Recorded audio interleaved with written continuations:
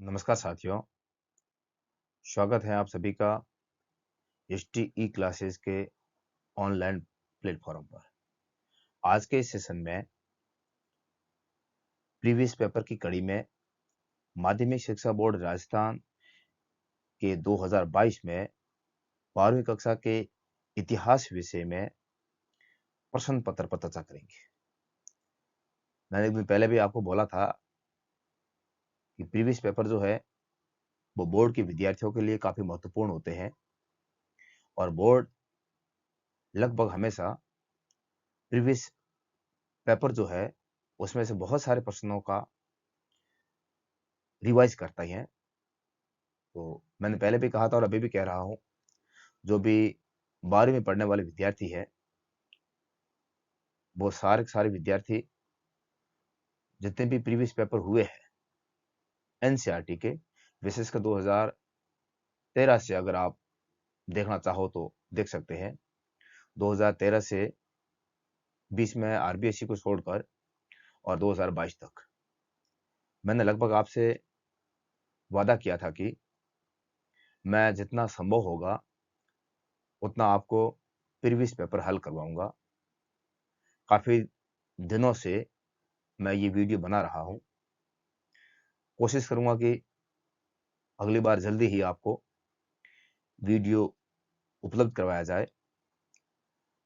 आज के इस वीडियो में जैसे आप ये देख ही रहे हैं कि जो 2022 का प्रश्न पत्र है उसको हम आज हल करने जा रहे हैं। चलते हैं सेक्शन ए में। सेक्शन ए में जो 12 प्रश्न आते हैं, इसमें पहला जो भाग है बहुविकल्पीय प्रकार के प्रश्न है। इसमें आपको सही विकल्प का चयन करना होता है। तो देखिए, पहला प्रश्न देखिए, मौर्य साम्राज्य का संस्थापक कौन था? तो मौर्य साम्राज्य का जो संस्थापक है वो चंद्रगुप्त मौर्य है। आप सभी जानते हैं कक्षा 6 से ये चैप्टर शुरू होता है। कक्षा 12 तक ये 2-3 बार रिपीट हो चुका है। चंद्रगुप्त मौर्य मौर्य वंश का संस्थापक है। मगध में जो नंद वंश है उसके अंतिम शासक धनानंद का वध करके चंद्रगुप्त ने गुरु चाणक्य के सहयोग से भारत में मौर्य वंश की स्थापना की थी। क्वेश्चन नंबर 2, प्राचीन काल में मंदसौर मंदसौर को किस नाम से जाना जाता था? तो मंदसौर को दसपुर के नाम से जाना जाता था। नेक्स्ट है, प्रभावती गुप्त किस वंश की प्रसिद्ध शासिका थी?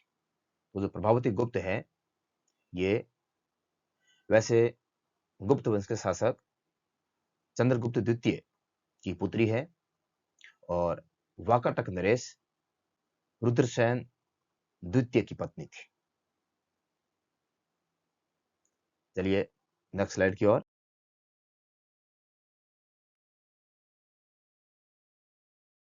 क्वेश्चन नंबर 4, किताब उल हिंद किताब उल हिंद once again,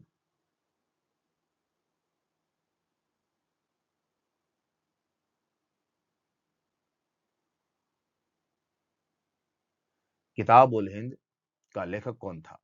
तो किताब उल जो हिंद है इसका लेखक अल बिरूनी था। कौन था? अल बिरूनी। इसका लेखक अल बिरूनी था। आप सभी जानते हैं कि अल बिरूनी ने किताब उल हिंद जो है ये अरबी भाषा में लिखी थी और ये कुल 80 अध्याय में लिखी गई थी। नेक्स्ट है, मगध की राजधानी थी। तो मगध की राजधानी पाटलिपुत्र थी। मगध की राजधानी पाटलिपुत्र थी, जिसको मैंने जिस समय मानचित्र वाला समझाया था पोर्शन, उस समय आपको बोला था कि पाटलिपुत्र को वर्तमान में पटना कहते हैं, जो बिहार की राजधानी है। नेक्स्ट है, मिट्टी से बने हल के प्रतिरूप किस स्थल से प्राप्त हुए हैं? तो मिट्टी के बने हुए जो हल है, मिट्टी के बने हुए जो हल है, इस हल के जो प्रतिरूप है वो बनावली, जो कि हरियाणा का क्षेत्र है, यहां से प्राप्त हुए हैं। और नेक्स्ट प्रश्न है, सिंधु घाटी सभ्यता की सबसे विशिष्ट पुरावस्तु, पुरा पुरावस्तु है, यानी कि सबसे विशिष्ट पुरावस्तु कौन सी है? तो ये है आपके मुहर। अध्याय की शुरुआत में ही ये लिखा हुआ है। चलते हैं नेक्स्ट। 1857 की क्रांति के समय मुगल सम्राट कौन था? तो 1857 की क्रांति के समय का जो मुगल सम्राट है, ये अंतिम मुगल सम्राट था, जिसकी चर्चा भी हम पहले पिछले अध्याय में कर चुके हैं। और अंतिम मुगल बादशाह जो है वो है बहादुर शाह जफर। कौन है विद्यार्थियों? बहादुर शाह जफर। आपको पता होगा कि बहादुर शाह जफर को गिरफ्तार करके लास्ट में रंगून डाल दिया गया था, बर्मा डाल दिया गया था, जहां पर 1862 में 1862 में रंगून में ही बहादुर शाह जफर की मृत्यु हो गई थी। इनके लिए ऐसा कहा जाता है कि इनको लास्ट में अपने देश में, वतन में दफनाने के लिए 2 गज की जमीन भी नसीब नहीं हुई थी। नेक्स्ट क्वेश्चन है,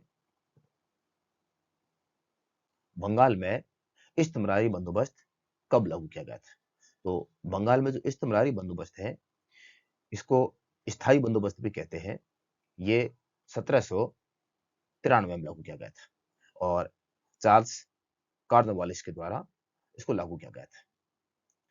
नेक्स्ट है, अकबर के काल का सरकारी इतिहासकार कौन था? अकबर के काल का सरकारी इतिहासकार कौन था? तो अकबर के काल का जो सरकारी इतिहासकार था वो था अबुल फजल। कौन था? अबुल फजल था। नेक्स्ट है, तालीकोटा का युद्ध कब हुआ था? तालीकोटा तालीकोटा के युद्ध को इतिहास में राक्षसी तांगड़ी का युद्ध भी कहते हैं। तो तालीकोटा का युद्ध या राक्षसी तांगड़ी का युद्ध जो है, ये 1565 में हुआ था। आप लोगों को पता होगा कि 1565 में जो विजयनगर है, विजयनगर के प्रधानमंत्री राम राय और मुस्लिम जो राज्य है, बीजापुर है, बरार है, अहमदनगर है, इनकी संयुक्त सेनाओं और विजयनगर की सेनाओं के बीच में युद्ध हुआ था, जिसके परिणाम स्वरूप विजयनगर की हार होती है और इनका पतन हो जाता है। नेक्स्ट है, कौन से सूफी संत कौन से सूफी संत गरीब नवाज के नाम से प्रसिद्ध है? तो गरीब नवाज के नाम से भारत में एक ही सूफी संत प्रसिद्ध है और इनका जो नाम है वो है ख्वाजा मोइनुद्दीन चिश्ती। ख्वाजा मोइनुद्दीन चिश्ती।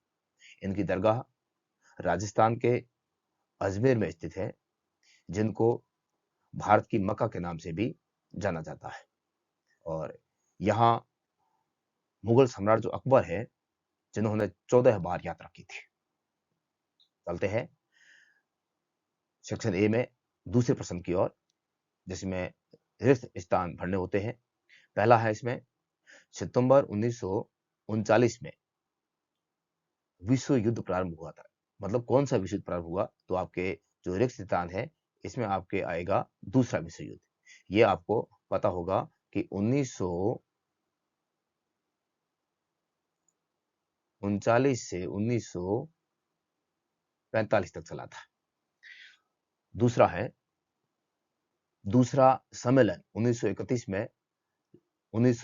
में लंदन में आयोजित किया गया था। यानी कौन सा सम्मेलन? तो ये आपके गोलमेज सम्मेलन है। कौन सा है? गोलमेज सम्मेलन। ये आपको पता होगा, ये 1930 से 32 तक 3 गोलमेज सम्मेलन हुए थे। 1930 का, 1931 का और 1932 का 3 गोलमेज सम्मेलन हुए थे, जिसमें भारत की ओर से, भारतीय राष्ट्रीय कांग्रेस की ओर से केवल दूसरे गोलमेज सम्मेलन में महात्मा गांधी ने भाग लिया था। प्रथम और द्वितीय गोलमेज सम्मेलन में महात्मा गांधी ने या भारतीय राष्ट्रीय कांग्रेस ने भाग न लेने के कारण दोनों ही जो सम्मेलन है वो असफल मान जाते हैं। हालांकि दूसरा जो गोलमेज सम्मेलन वो भी असफल हो गया था, लेकिन विशेषकर जो पहला और जो तीसरा है, इसमें भारतीय राष्ट्रीय कांग्रेस की ओर से और देश के जो राष्ट्रीय पार्टी है इसकी ओर से किसी ने भी भाग न लेने के कारण इसको पूर्णतः असफल माना जाता है। नेक्स्ट है क्वेश्चन नंबर 3। ये प्लस ही लिखा हुआ है, टाइप में ऐसा आ गया है, ये आपके प्लासी। तो प्लासी के युद्ध में की पराजय हुई। किसकी पराजय हुई? तो प्लासी के युद्ध में आप लोगों को पता होगा कि बंगाल का जो नवाब था वो था सिराजुद्दौला। तो सिराजुद्दौला की इसमें हार होती है और प्लासी का जो युद्ध है वो होता है 1757 में। नेक्स्ट है अखिल भारतीय जनगणना का पहला प्रयास में किया गया था, यानी पहला प्रयास कब किया गया था? तो पहला प्रयास जो है वो 1872 में किया गया था, लॉर्ड मियो के शासनकाल में। और जो 10 वर्षीय जनगणना है इसकी शुरुआत होती है 1881 से, और इसके बाद से लगाकर कंटिन्यू हर 10 साल के बाद में भारत की जनगणना होती है। नेक्स्ट है 1861 में गृह युद्ध प्रारंभ हो गया था, यानी कहां? 1861 में गृह युद्ध कहां प्रारंभ हुआ था? तो 1861 में अमेरिका में गृह युद्ध प्रारंभ हो गया था। नेक्स्ट है कि जिस समय भारत में एक बहुत बड़ी क्रांति चल रही थी, 1857 की क्रांति, उसी समय ब्रिटेन में एक संघ की स्थापना हुई थी। ब्रिटेन में एक संघ की स्थापना हुई थी। कौन सी संघ की स्थापना हुई थी? आप कहोगे कपास आपूर्ति संघ की स्थापना हुई थी। चलते हैं नेक्स्ट स्लाइड की ओर। अगला है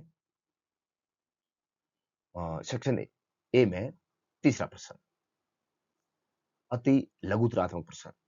इस प्रकार के प्रश्नों का उत्तर आपको एक शब्द अथवा एक पंक्ति में देना होता है। देखिए प्रश्न नंबर 1, इसमें भी प्रश्न 12 आते हैं। देखिए पहला प्रश्न है, महात्मा गांधी ने भारत छोड़ो आंदोलन किस वर्ष प्रारंभ किया था? किस वर्ष प्रारंभ किया था? तो भारत छोड़ो आंदोलन 8 अगस्त 1942 को किया गया था। 8 अगस्त 1942 को महात्मा गांधी के द्वारा भारत छोड़ो आंदोलन प्रारंभ किया गया था, और यह महात्मा गांधी का तीसरा, अंतिम और सबसे बड़ा आंदोलन था। इसी आंदोलन में महात्मा गांधी ने करो या मरो का भी नारा दिया था। नेक्स्ट है, महात्मा गांधी ने अपने सत्याग्रह के लिए नमक को ही मुद्दा क्यों बनाया था? नमक जो है इसको विशेषकर मुद्दा बनाने के पीछे कारण क्या था महात्मा गांधी का?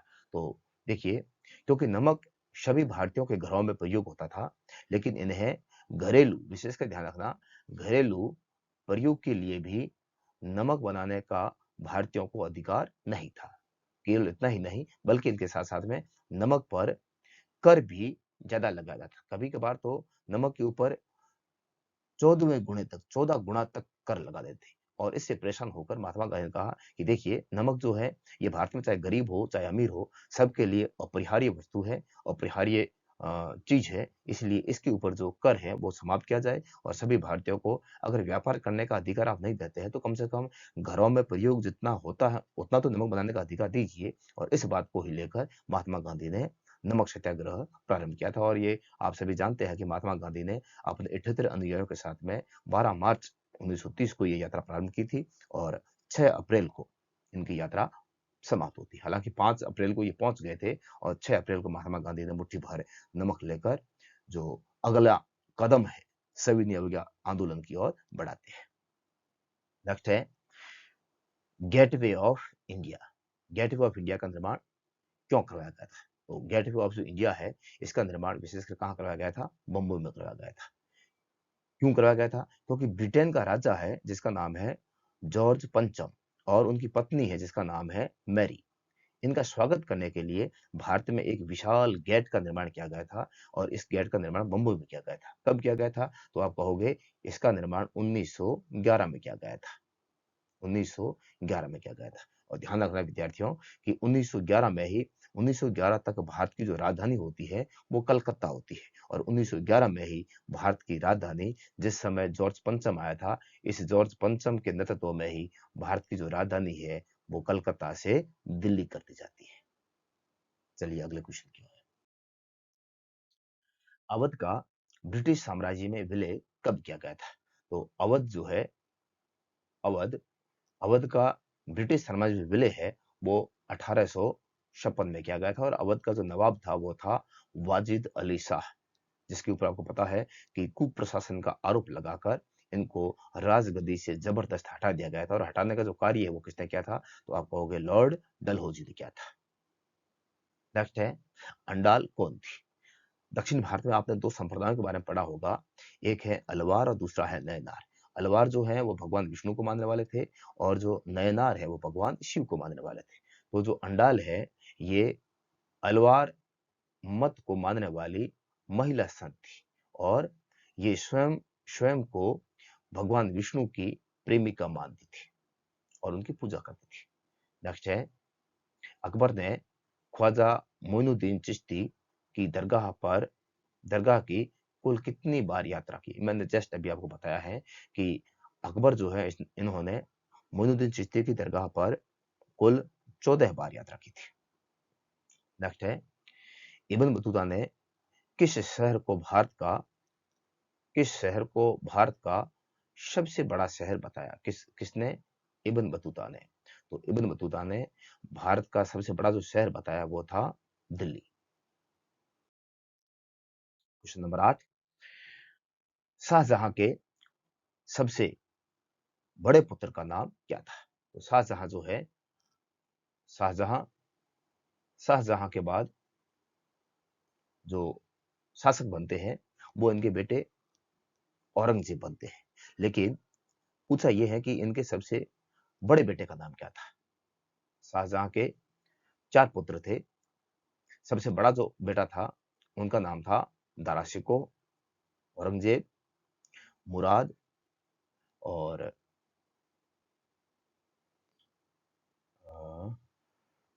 मुराद हो गया है, सासुजा हो गया है, औरंगजेब हो गया है और दारा शिकोह हो गया है। नेक्स्ट है मनुस्मृति। मनुस्मृति का संकलन कब किया गया था? मनुस्मृति का संकलन है वो 200 ईसा पूर्व से 200 ईस्वी के मध्य किया गया था। नेक्स्ट है, मनुस्मृति में पैतृक संपत्ति के बंटवारे के संबंध में स्त्रियों के लिए क्या प्रावधान किया गया है? जो पिता की संपत्ति है, इस संपत्ति का बंटवारा करने के लिए महिलाओं के लिए मनुस्मृति ने कौन कौन से प्रावधान दिए हैं, यानी कि महिलाओं की संपत्ति कहां कहां से आ सकती है महिलाओं के लिए। तो देखिए, शादी के अवसर पर पहली बात हम ये देखते हैं कि आखिर स्त्री धन है क्या। शादी के अवसर पर वधु को दिए जाने वाले सामान या संपत्ति को ही क्या कहते हैं? स्त्री धन कहते हैं। मनुस्मृति ने स्त्री धन अर्जित करने के 6 तरीके बताए हैं। कितने तरीके बताए हैं? 6 तरीके बताए हैं। कौन कौन से? नंबर 1, वैवाहिक अग्नि के समक्ष जब विवाह होता है और अग्नि के समक्ष जो भी भेंट दी जाती है, एक तो वो है। दूसरा है वधु गमनागमन के समय मिली भेंट, जब वधु को रवाना करते हैं उस समय जो भी उनको दहेज के रूप में दिया जाता है वो हो गया है।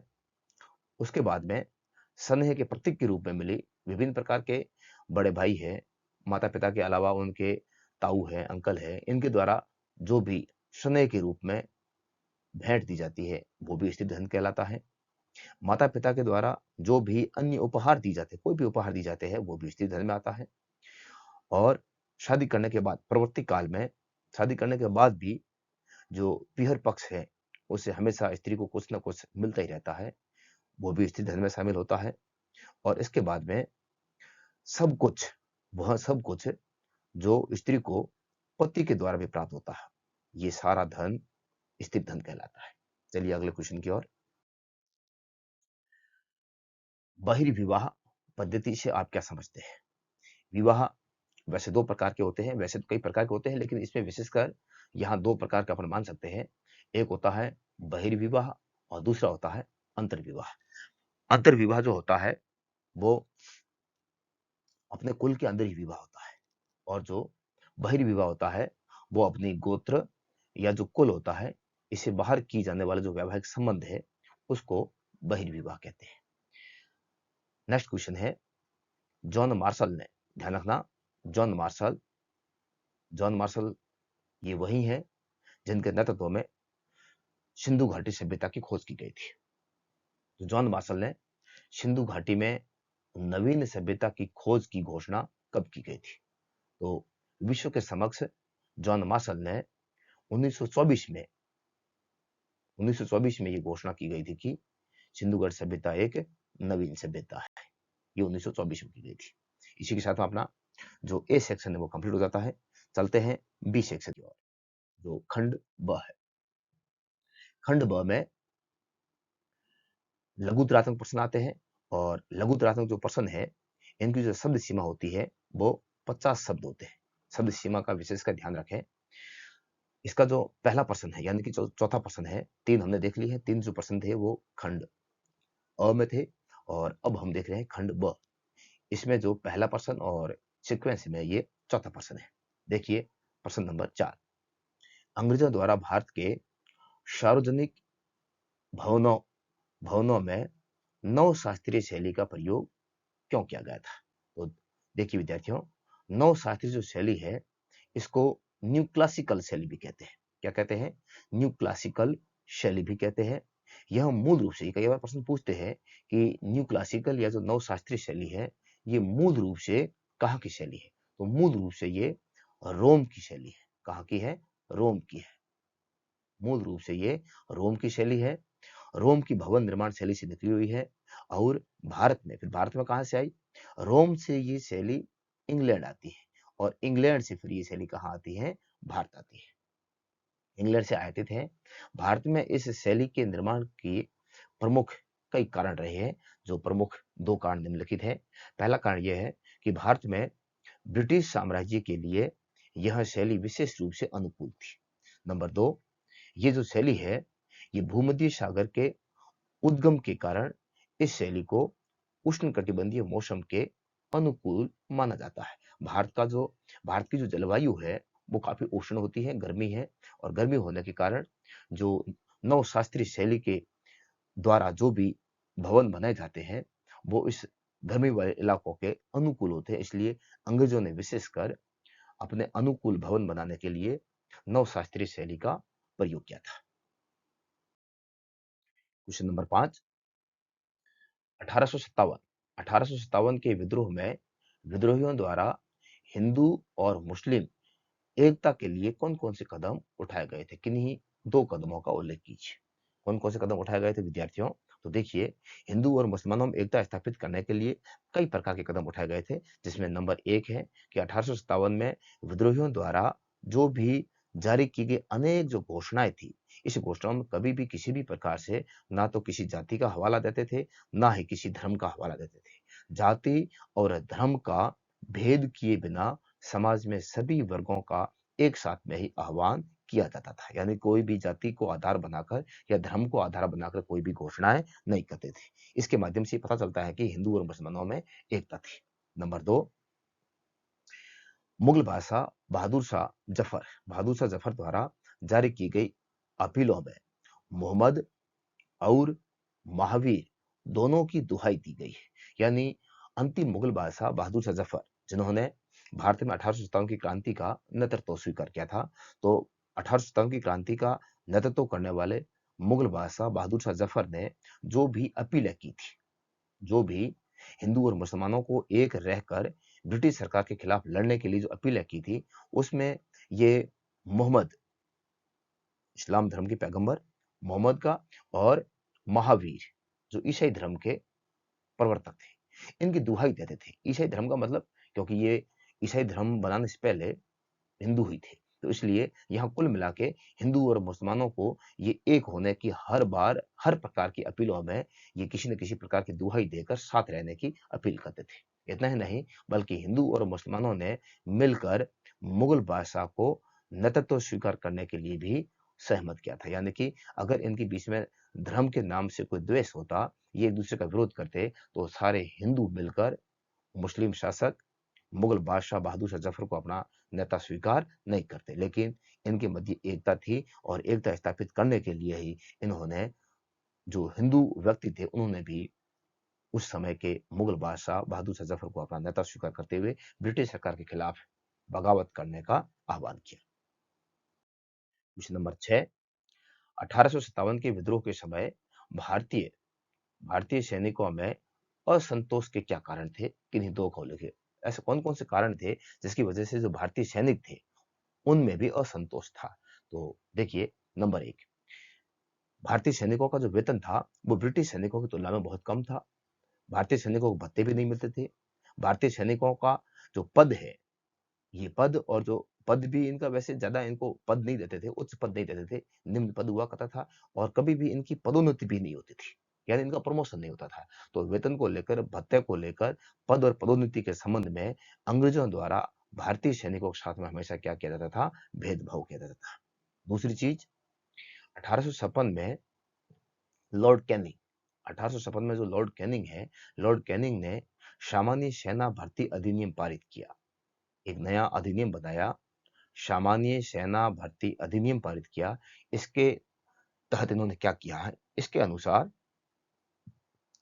भारतीय सैनिकों को समुद्र पार का प्रावधान था, किंतु भारतीय समुद्र पार जाना अपने धर्म के खिलाफ मानते थे। यानी इस अधिनियम के माध्यम से भारतीय लोगों को यह कहा गया कि भारतीय लोगों को अब समुद्र पार की यात्रा करनी पड़ेगी और समुद्र पार में अगर कोई युद्ध होगा तो उस युद्ध में भी भाग लेना पड़ेगा। लेकिन इस समय भारतीय लोगों में ऐसी धारणा थी कि हम समुद्र पार की यात्रा नहीं करेंगे, समुद्र पार की यात्रा करने से हमारा जो धर्म है वो भ्रष्ट हो जाएगा और हम ऐसा काम नहीं करेंगे। इसलिए भारतीय लोगों ने अंग्रेजों के इस अधिनियम का विरोध किया और भारतीय व्यक्ति काफी असंतोष थे। इतना ही नहीं, बल्कि इन्होंने 1854 में 1854 में जो डाक अधिनियम है, इसके द्वारा सैनिकों को मिल रही निःशुल्क सैनिकों को मिल रही निःशुल्क डाक सुविधा जो थी, तो भारतीय सैनिकों को किसी भी प्रकार के शुल्क रहित डाक सुविधा भी उपलब्ध की हुई थी। लेकिन 1854 में एक अधिनियम पारित करके भारतीयों के लिए जो निःशुल्क डाक सुविधा थी, इसको क्या कर दिया? समाप्त कर दिया, जिससे भारतीय सैनिक भड़क उठे और भारतीय सैनिकों ने ब्रिटिश सरकार के खिलाफ बगावत का ऐलान कर दिया। क्वेश्चन नंबर 7, रैतवाड़ी रैतवाड़ी व्यवस्था इश्तमरारी बंदोबस्त से किस प्रकार भिन्न थी? यहाँ पर हम दो प्रकार की व्यवस्थाओं के बारे में बात करेंगे। वैसे ब्रिटिश सरकार के द्वारा भू राजस्व वसूल करने के लिए तीन प्रकार की व्यवस्थाएं अपनाई गई थी, जो आप देख रहे हैं। एक तो है रैतवाड़ी व्यवस्था, एक है सॉरी इश्तमरारी बंदोबस्त, जिसको स्थायी बंदोबस्त कहते हैं, फिर है रैतवाड़ी बंदोबस्त, और एक आपने नाम सुना होगा महालवाड़ी। महालवाड़ी महालवाड़ी इस प्रकार से ये तीन व्यवस्था थी। देखते हैं, हम पहले सबसे पहले बात करते हैं कि इश्तमरारी बंदोबस्त क्या है। तो इश्तमरारी बंदोबस्त 1893 ईस्वी में सर्वप्रथम बंगाल में लॉर्ड कॉर्नवालिस कॉर्नवालिस द्वारा शुरू की गई थी। यह स्थायी भू राजस्व व्यवस्था थी, जिसके अंतर्गत ब्रिटिश ईस्ट इंडिया कंपनी ने राजस्व की जो राशि है वो निश्चित कर दी थी, जो जमींदार को अदा करनी होती थी। यानी फसल हो या ना हो, ब्रिटिश सरकार ने कह दिया कि हमें इतना कर देना है, तो इतना कर किसानों को देना ही होता था, यानी कर को निश्चित कर दिया गया था। इस व्यवस्था का सबसे अधिक लाभ बड़े जमींदारों ने उठाया। इससे छोटे किसानों की स्थिति खराब हुई, यानी छोटे किसानों को इससे नुकसान हुआ और जो बड़े किसान थे उनको इससे फायदा हुआ। रैयतवाड़ी बंदोबस्त क्या है? रैयतवाड़ी बंदोबस्त में सरकार उन किसानों से कर वसूल करती थी जो स्वयं स्वयं खेती करते थे। इस व्यवस्था के अनुसार कंपनी तथा किसानों के बीच सीधा संबंध था। यानी इस समय जो स्थायी बंदोबस्त है या जो इस्तेमारी बंदोबस्त है, इसमें ब्रिटिश सरकार के और किसानों के बीच में बिचौलिया हुआ करते थे। किसान लोगों से बिचौलिए कर लेते थे और ब्रिटिश सरकार को देते थे।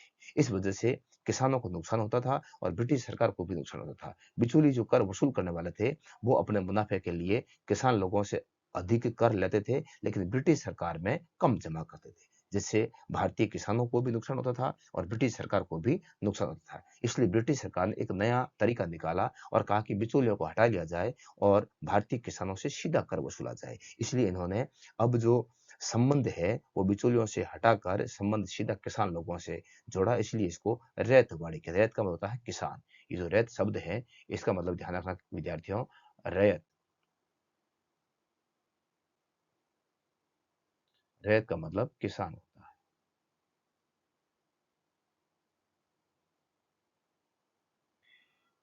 तो किसानों के बीच सीधा संबंध था। कंपनी व कृषकों के मध्य से मध्यस्थताओं को हटा दिया। मध्यस्थ का मतलब जो बिचौलिए थे उनको हटा दिया गया। कंपनी द्वारा की गई यह व्यवस्था इस्तेमारी बंदोबस्त की अपेक्षा अधिक अच्छी थी। इससे कृषकों के साथ साथ में सरकार की आय में भी क्या होती है, वृद्धि होती है। क्वेश्चन नंबर 8, संथाल विद्रोह के क्या कारण थे? संथाल विद्रोह विद्यार्थियों काफी इंपॉर्टेंट है, इसलिए ये ध्यान रखना कि संथाल जो है ये विद्रोह क्यों हुआ था, हम इसकी बात करते हैं। देखिए, ईस्ट इंडिया कंपनी ने संथालों को स्थायी कृषि के लिए राजमहल की पहाड़ियों में एक भूमि दी। इसको ध्यान से सुनना, दामीन ए कोह, दामीन ए कोह। ये कई बार भूल लेते हैं कि दामीन ए कोह से क्या अभिप्राय है। तो ब्रिटिश सरकार के द्वारा राजमहल की पहाड़ियों में संथालों को खेती करने के लिए जो भूभाग दिया था, उसी भूभाग को दामीन ए कोह के नाम से जाना जाता है। तो दामीन ए कोह नाम से भूमि दी थी, जिसे संथालों ने कृषि योग्य बनाया, किंतु कुछ समय बाद संथालों और अंग्रेजों के बीच में विद्रोह हो जाता है। आखिर इस विद्रोह के क्या कारण थे, उसको देखिए। बिंदु नंबर 1, अंग्रेजों द्वारा संथालों से भूमि कर अधिक वसूल करना, यानी ब्रिटिश सरकार ने धीरे धीरे संथालों से अधिक कर वसूल करना शुरू कर दिया। इसलिए संथालों के और ब्रिटिश सरकार के बीच में विद्रोह होना शुरू हो जाता है। बिंदु नंबर 2, शाहूकारों द्वारा संस्थानों को अत्यधिक ऊंची दर पर कर्ज देना और समय पर न चुकाने पर उनकी जमीन छीन लेना। कहने का मतलब ये है कि जो संथाल लोग हैं, ये संथाल साहूकार वगैरह जो है, ये संथालों को अत्यधिक ऊंची दर पर कर्ज देते थे। ये संथाल है यहाँ,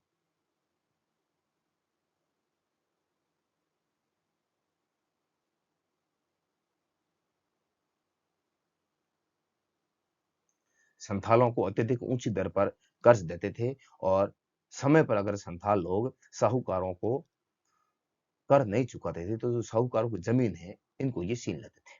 तीसरा है, अंग्रेजी अदालत जो है, अंग्रेजी अदालतों से संथालों को किसी भी प्रकार का न्याय भी नहीं मिलता था। उचित न्याय न मिलने के कारण संथाल लोग अंग्रेजों से नाराज थे और इसलिए संथाल लोगों ने 1855-56 में, ये ध्यान रखना, कई बार भूल लेते हैं कि संथाल विद्रोह कब हुआ था। तो संथाल विद्रोह 1855-56 में हुआ था। किसके नेतृत्व में हुआ था ये भी भूल लेते हैं। तो ये सिंधु माझी के नेतृत्व में हुआ था। किसके नेतृत्व में हुआ था? सिंधु माझी के नेतृत्व में ये विद्रोह हुआ था। ये बड़ा बड़ा इंपॉर्टेंट है, ध्यान रखना। क्वेश्चन नंबर 9, आप कैसे कह सकते हैं कि विजयनगर के प्रधानमंत्री राम राय द्वारा सुल्तानों के प्रति अपनाई गई नीति बड़ी जोखिमपूर्ण थी? मैंने पहले बताया है। अब हमने एक नंबर के प्रश्न में बात की थी तालीकोटा के युद्ध के बारे में, ये वहीं से प्रश्न आया है। तो मैंने उस समय यहाँ इसके बारे में चर्चा की थी, फिर भी आप देख लीजिए थोड़ा सा कि विजयनगर के शासक, इस समय तो शासक था वो था सदाशिव राय। सदाशिव राय के प्रधानमंत्री थे राम राय। प्रश्न कई बार ये पूछ लेते हैं कि विजयनगर के तालीकोटा के युद्ध के समय, तालीकोटा मैं यहां लिख रहा हूं,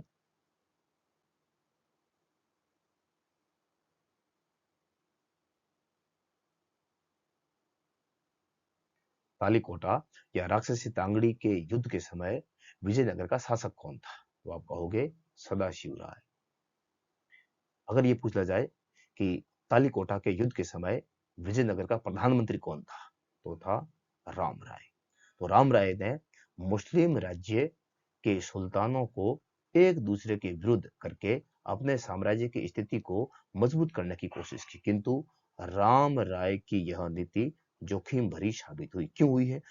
राम राय ये चाहता था कि विजयनगर साम्राज्य का विस्तार किया जाए और इसको अधिक से अधिक मजबूत बनाया जाए, और इसको मजबूत बनाने के लिए राम राय ने पॉलिसी खेली। और पॉलिसी क्या खेली? पॉलिसी ये खेली कि जो भी मुस्लिम साम्राज्य हैं, इन सारे मुस्लिम साम्राज्यों को आपस में लड़वा दिया जाए, और जब ये आपस में लड़ते रहेंगे तो मैं इनका फायदा लेकर विजयनगर साम्राज्य का विस्तार कर देंगे और इसको मजबूत कर लेंगे। लेकिन हुआ उल्टा। हुआ उल्टा कैसे? कि जैसे जैसे इन्होंने विभिन्न प्रकार के मुस्लिम साम्राज्यों को आपस में लड़वाने का कार्य किया, जैसे कि बीजापुर है, गोलकुंडा है, अहमदनगर है, और बरार है, बीदर है, ये 5 थे। तो इनको एक दूसरे के खिलाफ जैसे भड़काने का कार्य किया, वैसे वैसे कुछ समय के बाद में ये सारे सारे जो मुस्लिम साम्राज्य हैं, मुस्लिम जो राज्य हैं, ये एक हो जाते हैं। और इन्होंने संयुक्त मुस्लिम राज्यों ने मुस्लिम राज्यों के जो सुल्तान हैं, इन्होंने संयुक्त सेनाओं के द्वारा विजयनगर की सेनाओं पर आक्रमण कर दिया। और ये आक्रमण कब किया जाता है? 1565 में। और 1565 में जो युद्ध होता है, इसको राक्षसी तांगड़ी का युद्ध या तालीकोटा के युद्ध के नाम से जाना जाता है, जिसके परिणाम स्वरूप क्या हुआ है?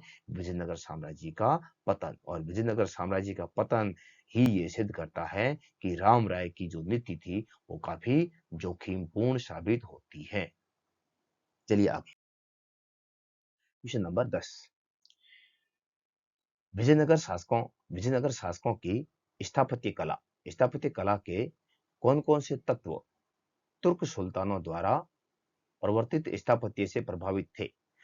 यानी कि तुर्क शासकों के द्वारा जो विभिन्न प्रकार के स्थापत्य कला से संबंधित जो शैलियों का या विशेषताओं को जो अपनाया गया था, उनमें से कौन कौन सी विशेषताओं को विजयनगर के शासकों ने भी अपनाया था?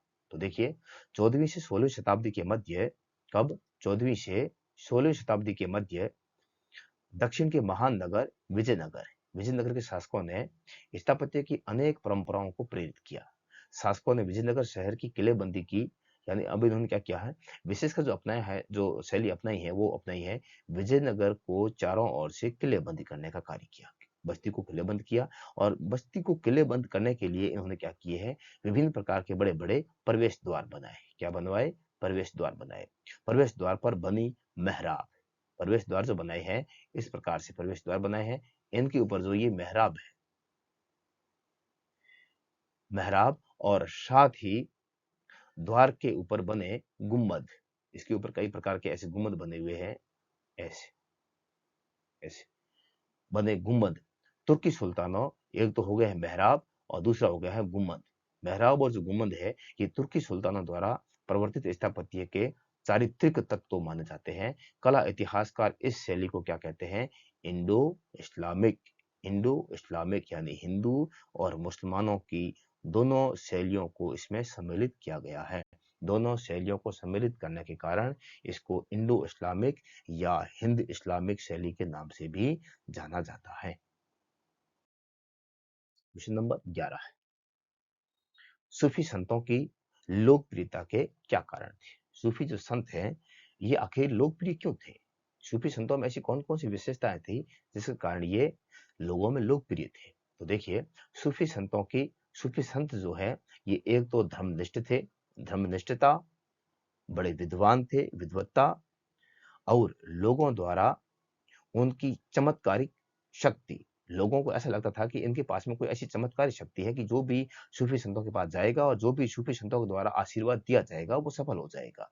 तो इसलिए लोगों का इन सूफी संतों पर काफी विश्वास होता था। तो चमत्कारी शक्ति में विश्वास उनकी लोकप्रियता का प्रमुख कारण था, और यही वजह है कि शासक भी उनका समर्थन हासिल करना चाहते थे। क्वेश्चन नंबर 12, इब्न बतूता भारतीय डाक प्रणाली को देखकर चकित क्यों रह गया था? भारत में इब्न बतूता ने दो प्रकार की डाक व्यवस्था की चर्चा की है।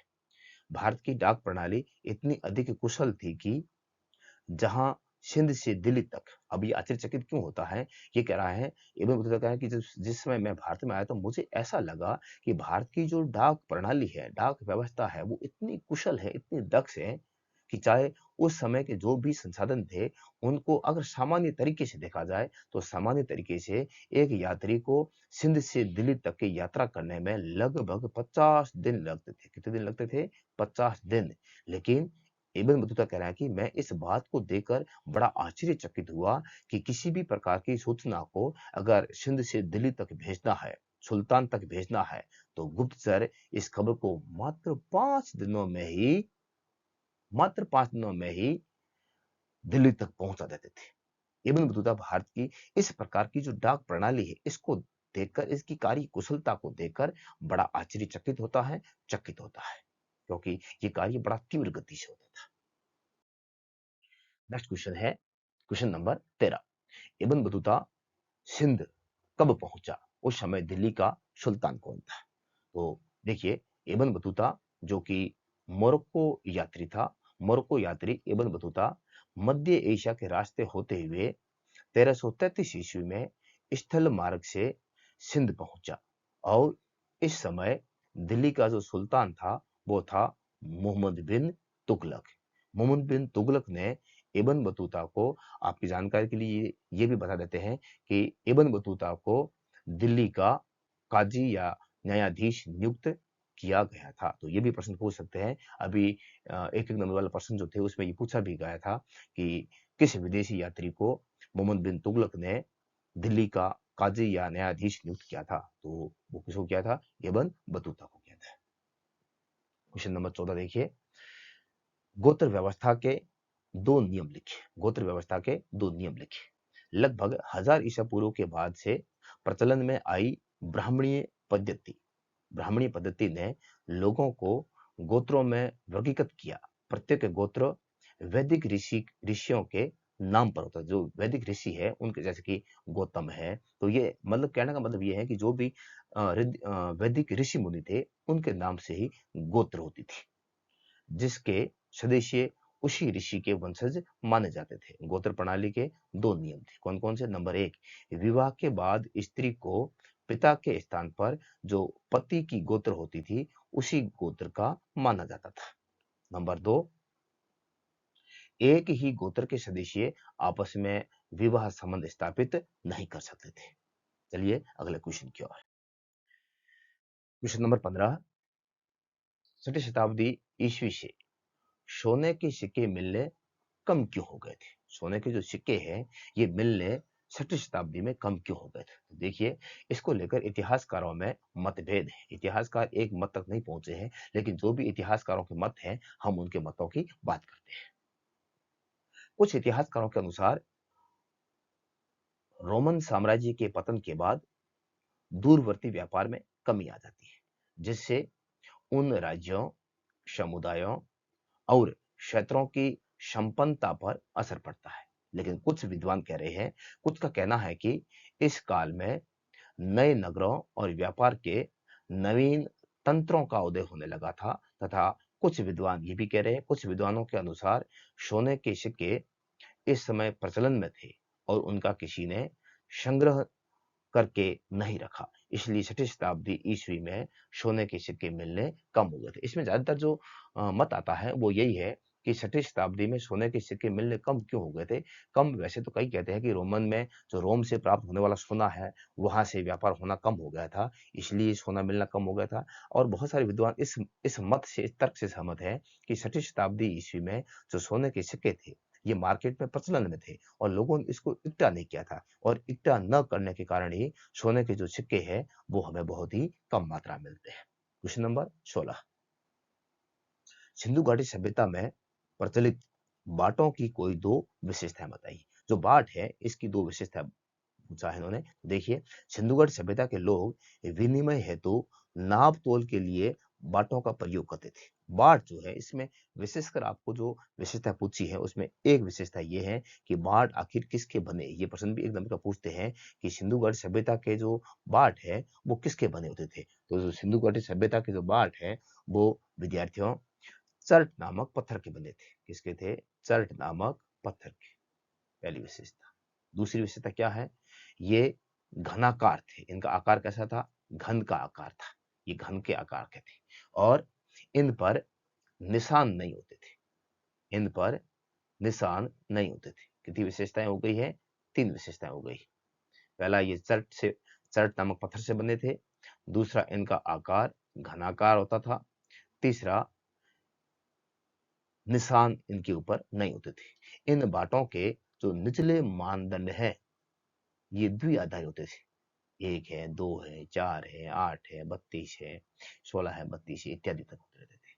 जबकि ऊपरी ऊपरी जो मानदंड है ये दशमलव में चलता था। इस प्रकार से ये इनकी प्रमुख विशेषताएं थी। चलिए देखते हैं सेक्शन सी को, जो खंड श है। इसमें जो प्रश्न है वो है दीर्घ उत्तरीय प्रश्न।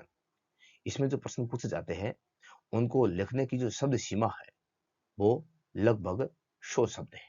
इसलिए ये आंसर काफी बड़े होते हैं। इस प्रकार के जो प्रश्न होते हैं इसमें काफी लिखना होता है, और विशेषकर विद्यार्थियों से ये आग्रह रहेगा, अनुरोध रहेगा कि अगर आपको इतिहास जैसे विषय में अच्छे अंक हासिल करने हैं तो आपको जो सी पोर्शन है यानी खंड स और जो खंड द है इसमें टू द पॉइंट लिखना पड़ेगा। और अगर आप टू द पॉइंट लिखते हैं तो डेफिनेटली आपको अच्छे अंक अर्जित होंगे। तो देखिए इसमें पहला प्रश्न जो है वो है अभिलेखों से जानकारियां अभिलेखों से जानकारियां प्राप्त करने में किन किन कठिनाइयों का सामना करना पड़ता है। किन्हीं 3 का उल्लेख है। यानी जब अभिलेख भी इतिहास की जानकारी देने में एक प्रमुख स्रोत है। पुरातात्विक स्रोतों में अगर देखा जाए तो अभिलेख और सिक्के जो है ये महत्वपूर्ण मानते हैं। तो अभिलेखों को पढ़ने से ढेर सारी जानकारी प्राप्त होती है। जैसे आपने पढ़ा होगा कभी कि अशोक के जो मौर्य युग है इसमें सबसे अधिक जो जानकारी मिलती है वो अशोक के अभिलेखों से मिलती है। अशोक का पूरा पूरा जो इतिहास है, पूरा पूरा जो इतिहास लिखा हुआ है वो अभिलेखों के आधार पर लिखा गया है। तो डेफिनेटली अभिलेख जो है वो इतिहास की जानकारी देने में महत्वपूर्ण भूमिका अदा करते हैं। लेकिन उसमें कुछ कठिनाई भी आती है। तो वो कठिनाई क्या क्या है इसके ऊपर प्रकाश डालने के लिए प्रश्न पूछा गया है। तो देखिए इतिहास के पुनर्निर्माण के लिए अभिलेख अत्यधिक महत्वपूर्ण होते हैं, किंतु अभिलेखों की उपयोगिता अपनी एक सीमा है। अभिलेखों की उपयोगिता की सीमा या अभिलेख शास्त्रियों की समस्याओं को हम निम्न बिंदुओं के माध्यम से समझ सकते हैं। बिंदु नंबर 1 देखिए, अभिलेखों पर अक्षरों को हल्के ढंग से उत्कीर्ण किए जाने पर उन्हें पढ़ना या उसके अर्थ को समझना बड़ा कठिन होता है। यानी अभिलेख जिस समय लिखते हैं उस समय कई बार लिखावट में जो अक्षर होते हैं वो बहुत ही हल्के ढंग से लिखते हैं, और हल्के ढंग से लिखने के कारण कुछ समय के बाद में हल्के ढंग से लिखे हुए जो शब्द है उनको पढ़ना भी मुश्किल होता है, और जब पढ़ना मुश्किल होता है तो सीधी सी बात है कि ऐसे अक्षरों का अर्थ निकालना भी मुश्किल हो जाता है।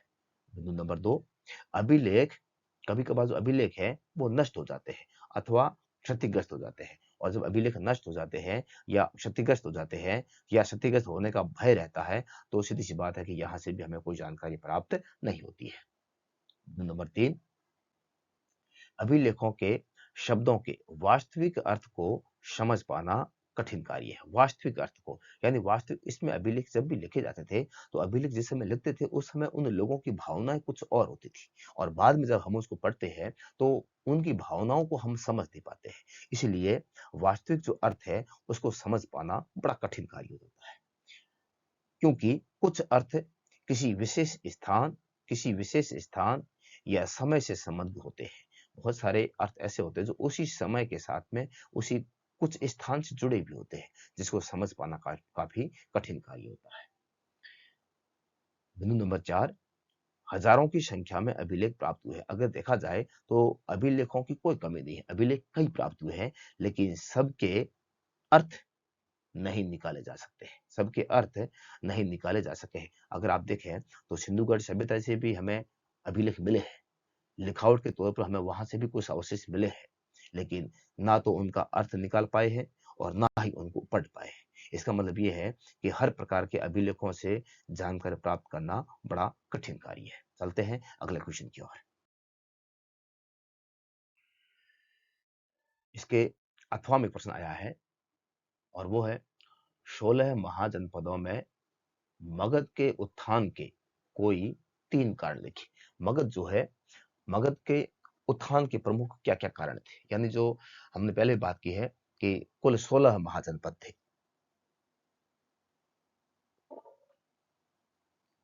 कुल 16 महाजनपद थे। उन 16 महाजनपदों में से जो मगध है, क्या कारण रहा है कि जो मगध है सबसे ताकतवर मगध ही था। इसके क्या कारण रहे हैं? देखिए 6ठी सदी से 4ठी शताब्दी ईसा पूर्व में 16 महाजनपदों में मगध सबसे शक्तिशाली महाजनपद था। मगध के सबसे शक्तिशाली महाजनपद बनने या मगध के उत्थान के जो प्रमुख कारण है वो निम्न है। नंबर एक, मगध में भारी वर्षा होती थी। यह प्रदेश अधिक उपजाऊ भी था और अधिक उपजाऊ होने के कारण खेती की उपज भी यहाँ पर अच्छी होती थी, यानी अनाज वगैरह की यहाँ कोई कमी नहीं थी। नंबर दो, मगध की सीमाओं में प्रचुर मात्रा में लोहे की खानें थी और आप सबको पता है कि जो लोहा होता है वो विभिन्न प्रकार के उपकरण बनाने में भी महत्वपूर्ण होता है। और केवल इतना ही नहीं, बल्कि सैनिकों के लिए विभिन्न प्रकार के जो हथियार हैं, ये हथियार बनाना भी महत्वपूर्ण होता है। अगर लोहा नहीं होगा तो ना तो कोई उपकरण बनेगा और ना ही कोई हथियार बनेगा। तो हथियारों के दृष्टिकोण से और उपकरणों के दृष्टिकोण से लोहे की भी यहाँ कोई कमी नहीं थी। बिंदु नंबर तीन, मगध मगध के जंगलों में हाथी उपलब्ध थे, जो किसी भी राजा के सेना के महत्वपूर्ण अंग मान जाते थे। यानी कि जिस सेना में जितने हाथी होते थे, उस राजा की उतनी ही ज्यादा जीत होने की संभावना होती थी। इसलिए मगध के जो भी राजा रहे हैं, ये इन राजाओं के पास में हाथियों की कोई कमी नहीं थी। इसलिए मगध जो है वो अन्य जो 15 महाजनपद थे, उनमें मगध जो 16वां महाजनपद है वो काफी ताकतवर और एक शक्तिशाली महाजनपद के रूप में उभरा था।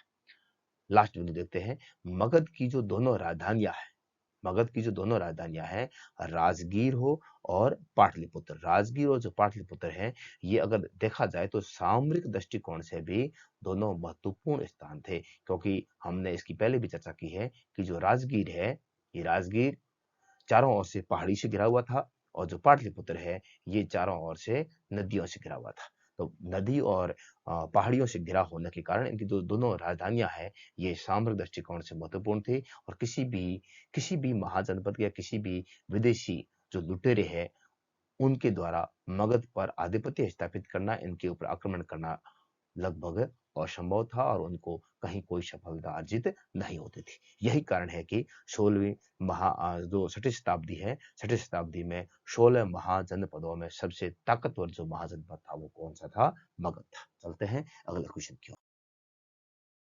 क्वेश्चन नंबर 18, सिंधु सभ्यता के ग्रह स्थापत्य की कौन कौन सी विशेषताएं आज भी प्रासंगिक है? विद्यार्थियों, ये हमने पिछले जो वीडियो जारी किया था उसमें भी विशेषताओं की बात की थी। और मैं आपको पुनः कह दूं कि जो सिंधु घाटी सभ्यता अध्याय जो है, इसमें विशेषकर जो मोहनजोदड़ो की या सिंधु घाटी सभ्यता की जो ग्रह स्थापत्य कला है, इस ग्रह स्थापत्य कला की एक तो विशेषताओं से संबंधित प्रश्न बार बार रिपीट होता है और एक इनके साथ में थोड़ी सी लैंग्वेज चेंज करके बोल लेते हैं।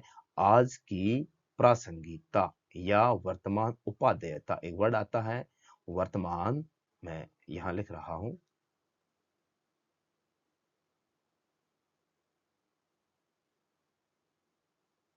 वर्तमान उपादेयता। वर्तमान उपादेयता या वर्तमान उपयोगिता। तो उपयोगिता का मतलब, जो उपादेयता का मतलब उपयोगिता ही है, महत्व है। तो ये ध्यान रखना, कई बार प्रश्न एक तो ये पूछ लेते हैं उपादेयता से संबंधित और एक पूछ लेते हैं प्रासंगिकता से संबंधित। इसका मतलब इसका वर्तमान में उपयोग है या नहीं है, वर्तमान में जो घर बने जाते हैं क्या वो इसी इसी प्रकार बने जाते हैं या इसमें और उस समय के मकानों के बनावट में कोई ना कोई अंतर है। तो इसको विशेष कर ध्यान रखना। इस समय अगर हम देखें इस समय देखें तो सबसे पहले देखिए, जो मोहनजोदड़ो के समय जो घर बनाए जाते थे, आप उसको देखिए कि मोहनजोदड़ो में मकान सुनियोजित ढंग से निर्मित किए जाते थे। मकानों के मध्य आंगन होते थे, आंगन के चारों ओर कमरे होते थे, घरों में पीने के लिए पानी के कुएं होते थे तथा घरों के गंदे पानी की निकासी के लिए नालियां होती थी। विद्यार्थियों, जिस समय सिंधु घाटी सभ्यता की गृह स्थापत्य कला को देखते हैं तो ऐसा कहा जाता है कि इनके लिए घर बनाना एक बहुत ही बड़ी योजना होती थी और ये योजना के तहत घर बनाते थे। सबसे पहले ये क्या करते थे? सबसे पहले ये धरातल को समतल करते थे और ये तय करते थे कि हम यहाँ घर बनाएंगे। इसके बाद में ये क्या करते थे? सबसे पहले ये सड़कों का निर्माण करते थे और मुख्य सड़क से छोटे छोटे नाले निकालकर इनको आपस में जोड़ते थे। इसके बाद में मुख्य सड़क के किनारे किनारे ये एक विशाल नाले का निर्माण करते थे। और अब जो ये जो गली है, इस गली के किनारे किनारे ये छोटे छोटे जो निकासी नालियां हैं ये बनाते थे। अब इसके बाद में जो ये वाला पोर्शन रह जाता था, इस पोर्शन में ये क्या करते थे, यहाँ घर बनाते थे। तो यहाँ घर कैसे बनाते थे, यहाँ ये 3-4 कमरे बना लेते, जैसे कि यहाँ इन्होंने घर बना लिया है, ये 3-4 कमरे हो गए हैं इनके। और अब जो ये वाला भाग है ये इनका आंगन है। तो इनका आंगन हमेशा खुला होता था।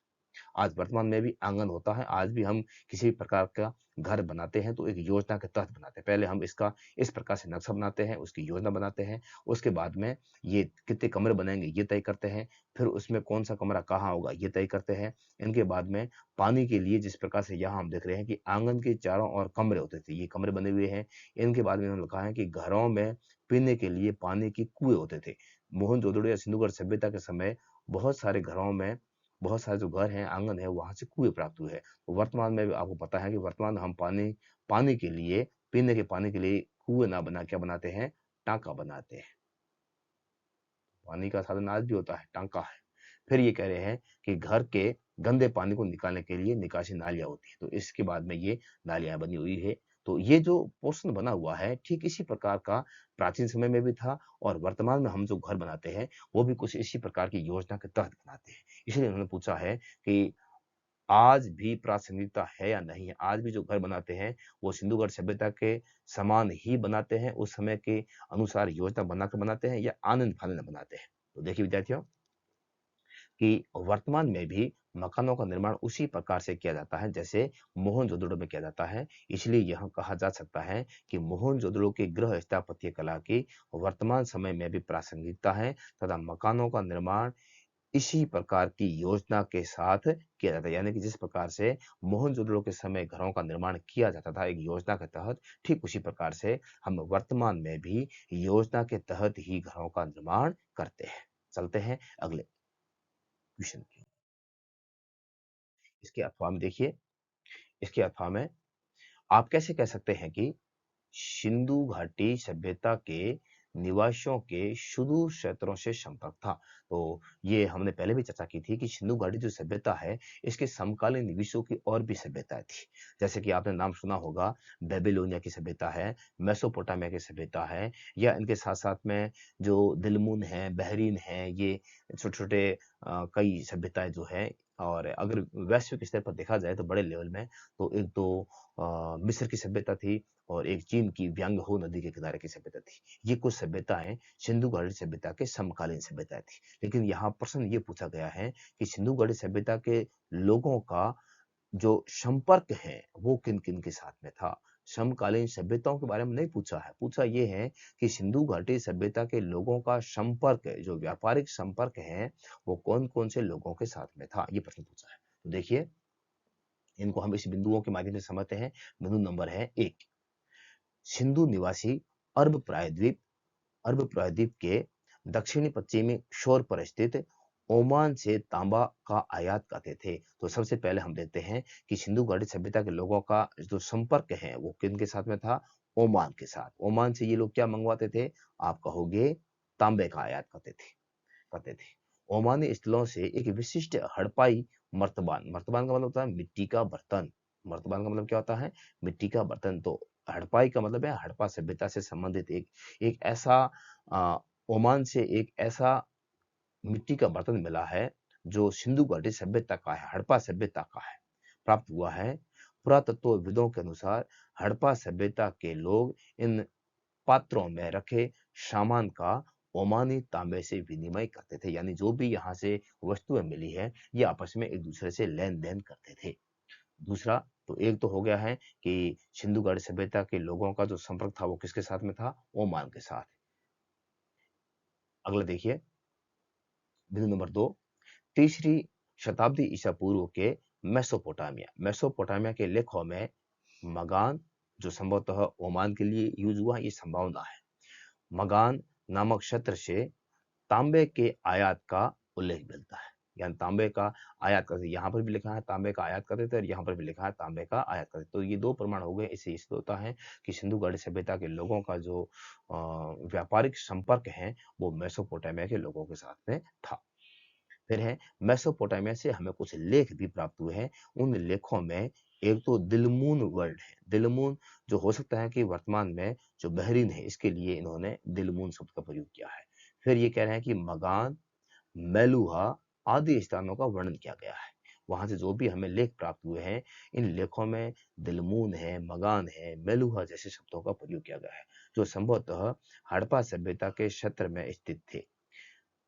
मेसोपोटामिया से एक अभिलेख मिला है। अब ध्यान रखें, मेसोपोटामिया से एक ऐसा अभिलेख मिला है जिसमें सिंधु वासियों के लिए मेलुहा शब्द का प्रयोग हुआ है। ये विद्यार्थियों प्रश्न पूछा हुआ है बोर्ड में, और ऐसा पूछते भी हैं कि सिंधु घाटी, ऐसा पूछते हैं कि मेसोपोटामिया के लेखों में सिंधु घाटी सभ्यता के लिए किस शब्द का प्रयोग हुआ है। तो आप लिखोगे सिंधु घाटी सभ्यता के लिए मेलुहा, मेलुहा शब्द का प्रयोग हुआ है। मेलुहा शब्द का प्रयोग हुआ है। इसके अलावा मेसोपोटामिया के विभिन्न नगरों से सिंधु सभ्यता की बहुत सारी मुहरें भी प्राप्त हुई हैं जो मेसोपोटामिया के साथ व्यापार का प्रमाण देते हैं। इन सारे बातों से ऐसा लगता है कि सिंधु घाटी सभ्यता और मेसोपोटामिया के लोगों के साथ में आपस में व्यापारिक संपर्क थे, और ये विभिन्न प्रकार की वस्तुओं का आपस में लेन देन करते थे, विनिमय करते थे। क्वेश्चन नंबर 19, विजयनगर साम्राज्य में महानवमी डिब्बा का धार्मिक महत्व क्या था। महानवमी डिब्बा को देखिए, नाम से पता चला महा और नवमी, महा और नवमी। देखिए विजयनगर में महानवमी डिब्बा शहर के सबसे ऊंचे स्थानों में से एक पर स्थित है। एक विशाल मंच है। ये क्या है? विशाल मंच है, जिसका जो आकार है वो लगभग 11,000 वर्ग फीट के आधार और 40 फीट की ऊंचाई है। यहाँ से मिले साक्ष्यों के आधार पर यह कहा जा सकता है कि इस पर एक लकड़ी की संरचना बनी हुई थी। कहने का मतलब ये है कि इस प्रकार से इनको ऐसे एक चौकी मिली है, एक मंच मिला है जिसमें थोड़े से ऐसे कॉलम बने हुए हैं, और इन कॉलमों से इन्होंने ये अनुमान लगाया है कि इसके ऊपर यहाँ लकड़ी की कोई संरचना बनाते थे, और ये बहुत ही ऊंचा एक मंच बना हुआ था। कितना फीट ऊंचा है आप देखिए, 40 फीट, 40 फीट ऊंचा था। ये 40 फीट ऊंचा है, ऐसा मंच बना हुआ था, एक प्रकार से चबूतरा बना हुआ था, और उसके ऊपर लकड़ी का यहाँ एक कोई संरचना बनी होती थी, लकड़ी की संरचना बनी होती थी। संभवतः इस संरचना से जुड़े अनुष्ठान महानवमी से जुड़े थे। सितंबर और अक्टूबर के शरद मासों में मनाए जाने वाले 10 दिन के हिंदू त्योहार, जिसे उत्तरी भारत में दशहरा कहते हैं, इनके अलग अलग क्षेत्रों में नाम कलरफुल रहते हैं कि उत्तरी भारत में इसे किस नाम से जानते हैं। जो महानवमी जो ये व्रत वगैरह होते हैं शरद मास में मनाए जाते हैं, तो 10 दिन हिंदू हिंदू लोग जो है वो त्योहार के रूप में मनाते हैं। तो उत्तरी भारत में इसको दशहरा कहते हैं, बंगाल में इसको दुर्गा पूजा कहते हैं, और प्रायद्वीपीय भारत में इसको नवरात्रि कहते हैं या महानवमी के नाम से जाना जाता है। महानवमी का जो शाब्दिक अर्थ है वो है महान नवा दिवस, महान नवा दिवस। विजयनगर के शासक इस अवसर पर, अब जो विजयनगर के शासक हैं वो इस दिन को बड़े धूमधाम से मनाते थे। कैसे मनाते थे देखिए, विजयनगर के शासक इस अवसर पर अपनी प्रतिष्ठा तथा शक्ति का प्रदर्शन करते थे। वे राजा इस अवसर पर राजा अश्व तथा मूर्ति पूजा करते थे, घोड़ों की पूजा करते थे, जो भी देवताओं की मूर्तियां थी उनकी भी पूजा करते थे, तथा भैंसों व अन्य जानवरों की इस दिन क्या करते थे? बलि चढ़ाते थे। देवताओं को प्रसन्न करने के लिए विजयनगर के शासक भैंसों की और अन्य देवताओं की बलि भी चढ़ाते थे। इसके अतिरिक्त नृत्य, कुश्ती, घोड़ों, हाथियों, रथों और सैनिकों की शोभा यात्रा भी इस अवसर पर प्रमुख आकर्षक के केंद्र थे। यानी कि शोभा यात्रा वगैरह भी निकालने का कार्य, यानी कि मनोरंजन से संबंधित कार्य भी करते थे। इस अवसर पर नायक और अधीनस्थ जो राजा के अधीन होते थे, ये सारे सारे राजा को किसी न किसी प्रकार की भेंट देते थे, और राजा त्योहार के अंतिम दिन अपनी तथा अपने नायकों की जो सेना हुआ करती थी, इस सेना का निरीक्षण करते थे, और नायक राजा के लिए बड़ी मात्रा में भेंट तथा कोई न कोई निश्चित कर देने का कार्य करते थे। इस प्रकार से विजयनगर का जो साम्राज्य है, इसमें महानवमी का जो डिब्बा है इसका काफी धार्मिक महत्व माना जाता था। 19वें का क्वेश्चन 8वां में, विजयनगर साम्राज्य में कृषि क्षेत्रों को किलेबंद भूभाग में क्यों सम्मिलित किया जाता था? जो कृषि क्षेत्र है, कृषि क्षेत्र को किलेबंद के रूप में रखने के पीछे विजयनगर के शासकों का मुख्य उद्देश्य क्या था, उनका मुख्य कारण क्या था? तो विजयनगर के शासकों के लिए कृषि क्षेत्र को किलेबंद रखने के प्रमुख कारण नंबर 1, शत्रु सेना को खाद्य सामग्री से वंचित कर समर्पण के लिए बाध्य करना। यानी विजयनगर शासकों का यह मानना था कि अगर खाद्य सामग्री जो है, कृषि का जो क्षेत्र है, ये अगर किलेबंद होगा, यानी चारों ओर से दीवारों से घिरा हुआ होगा, तो बाह्य जो भी सेना आएगी, अगर ये बाहर से आक्रमण करते हैं तो इनको हम इसके अंदर प्रवेश नहीं करने देंगे। इसके अंदर प्रवेश नहीं करने देंगे तो हम अगर यहाँ लंबे समय तक युद्ध भी करते हैं तो खाद्य सामग्री की हमारे लिए कभी कमी नहीं आएगी। इसलिए ये लोग क्या करते थे, जो भी खेती करने लायक भूभाग है उसको भी चारों ओर से दीवारों से घेर लेते थे। नंबर 2, किलेबंदियां प्रायः कई किलेबंदियां प्रायः कई महीनों या वर्षों तक चल सकती थी। ऐसी विकट परिस्थितियों से निपटने के लिए शासक किलेबंद क्षेत्रों के भीतर ही विशाल अन्नागारों का निर्माण कर लेते थे। किलेबंदियां प्रायः कई महीनों तक, यहाँ युद्ध बंदी है, जो युद्ध वगैरह है, ये लंबे समय तक चलते रहते थे। युद्ध वगैरह जो है वो लंबे समय तक चलते रहते थे, और युद्ध वगैरह कई बार कई महीनों तक चलते थे या कई बार कई वर्षों तक चलते थे। ऐसी स्थिति में विजयनगर साम्राज्य के लिए किसी प्रकार की कोई समस्या पैदा ना हो, विकट परिस्थितियों से निपटने के लिए ये लोग क्या करते थे, इस कृषि से संबंधित क्षेत्रों की भी किलेबंदी कर देते थे, और इसी क्षेत्र के अंदर ये विशाल यानी बड़े बड़े अन्नागारों का भी निर्माण कर लेते थे। जैसे आपने सिंधुघाटी सभ्यता में पढ़ा होगा, विशाल अन्नागार और विशाल स्नानागार। ऐसे ही विजयनगर के शासक भी बड़े बड़े अन्नागारों के यानी अन्न के भंडार बना देते थे। चलते हैं अगले क्वेश्चन की ओर। क्वेश्चन नंबर 20 देखिए, आप कैसे कह सकते हैं कि 18वीं शताब्दी में भारतीय शहरों के स्वरूप में परिवर्तन का एक नया चरण प्रारंभ हुआ? परिवर्तन का एक नया चरण प्रारंभ हुआ, यह आप कैसे कह सकते हैं? तो इसके लिए देखिए 18वीं सदी में शहरी केंद्रों के व्यापक परिवर्तन,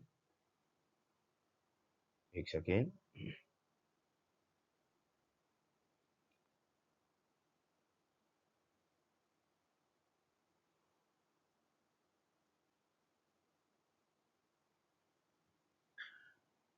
18वीं सदी में शहरी केंद्रों में व्यापक परिवर्तन हुए। व्यापारी तथा राजनीतिक पुनर्गठन के साथ पुराने नगरों का पतन हुआ। यानी 18वीं शताब्दी में जो भी नगर बने हुए थे उनमें और वर्तमान के जो औपनिवेशिक शहर बने हुए थे, इसमें काफी अंतर दिखाई देता है।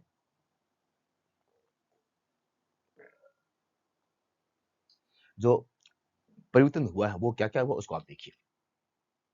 नए नगरों का विकास हुआ। 18वीं शताब्दी में कई नए नगर बने।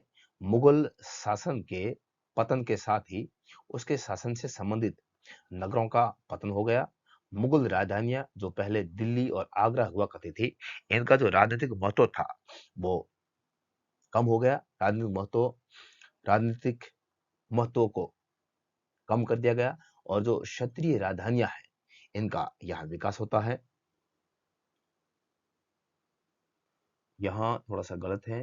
राजनीतिक महत्व, ये राजनीतिक महत्व खो दिया। राजनीतिक महत्व खो दिया, यानी जो पहले जो महत्व दिल्ली का और आगरा का था, राजनीतिक महत्व, ये इनका महत्व खो गया, और इसकी जगह अलग अलग क्षेत्रों को अलग अलग राजधानियां घोषित कर दी गई। इतना ही नहीं, बल्कि यूरोपीय व्यापारी कंपनियों ने, जो यूरोप के व्यापारी कंपनियों ने मुगल काल में ही विभिन्न स्थानों पर आधार स्थापित कर दिए थे। उदाहरण के लिए पुर्तगालियों ने 1510 में पणजी पर अधिकार कर लिया था। डचों ने 1605 में मछलीपट्टनम पर, अंग्रेजों ने मद्रास में 1639 में, और फ्रांसीसियों ने 1673 में पांडिचेरी पर अधिकार कर लिया था।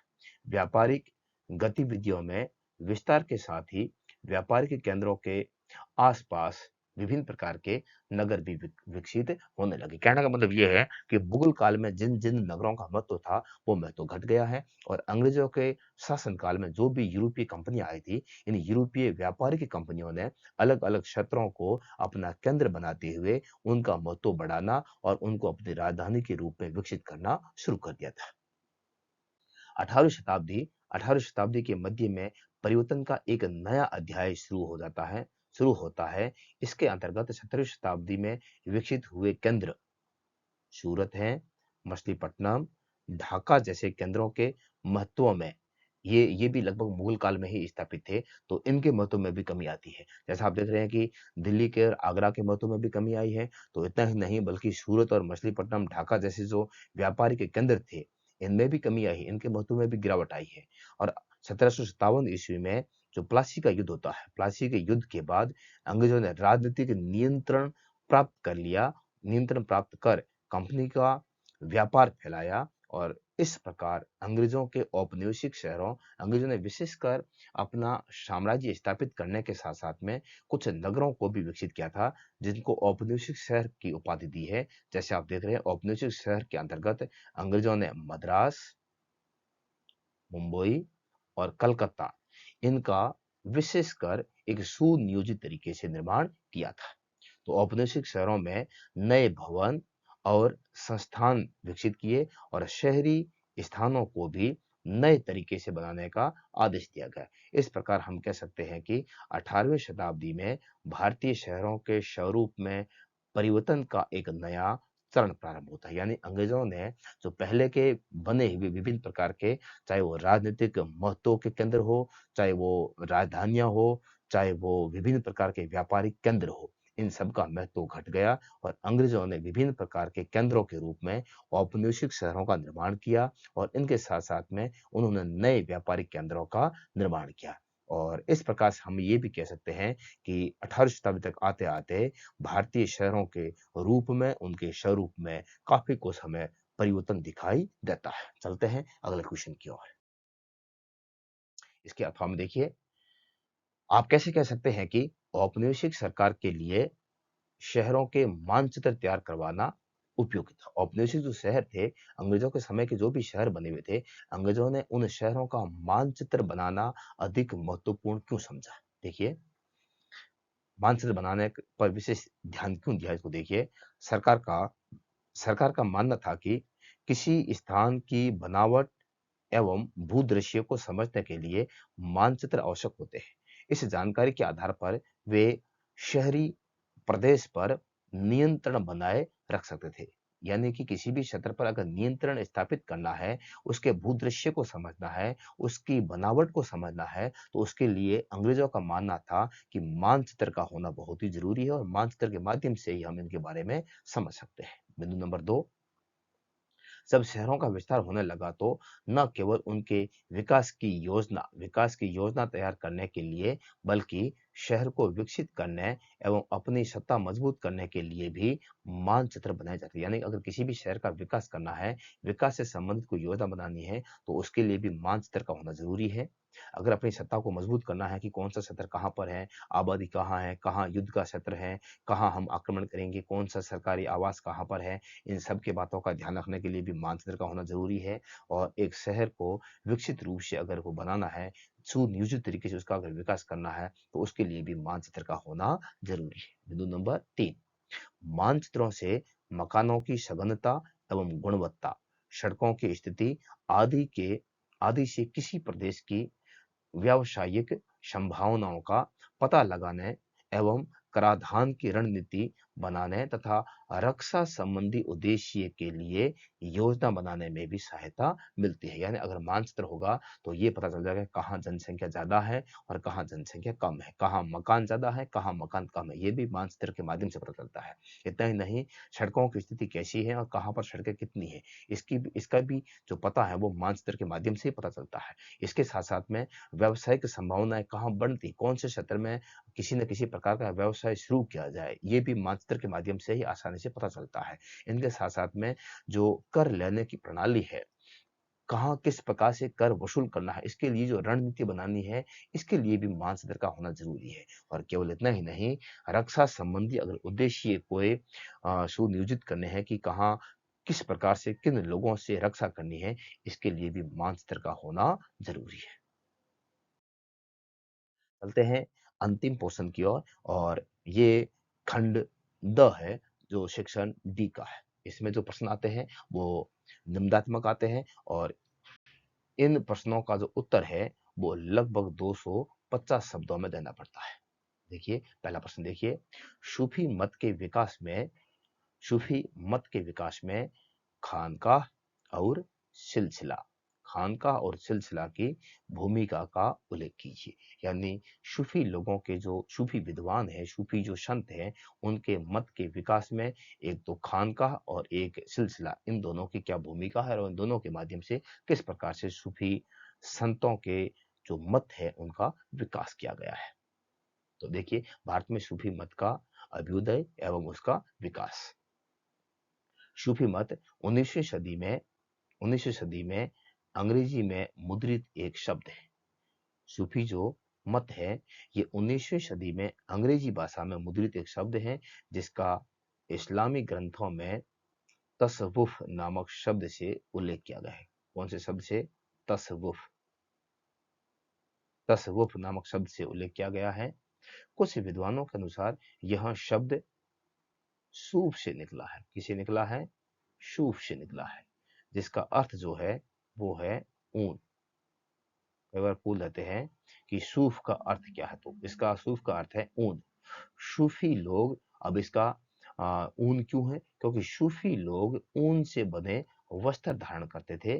अन्य कुछ विद्वान इस शब्द की उत्पत्ति सफा से मानते हैं, और सफा जो है, इसका भी ध्यान रखना, सफा से मानते हैं, और इसका जो अर्थ है वो है साफ। यानी ये बिल्कुल सफेद कपड़े पहनते थे, इसलिए इनको साफ कहते थे। और दूसरा, ये ऊन के कपड़े पहनते थे, इसलिए इनको सूफ कहते थे।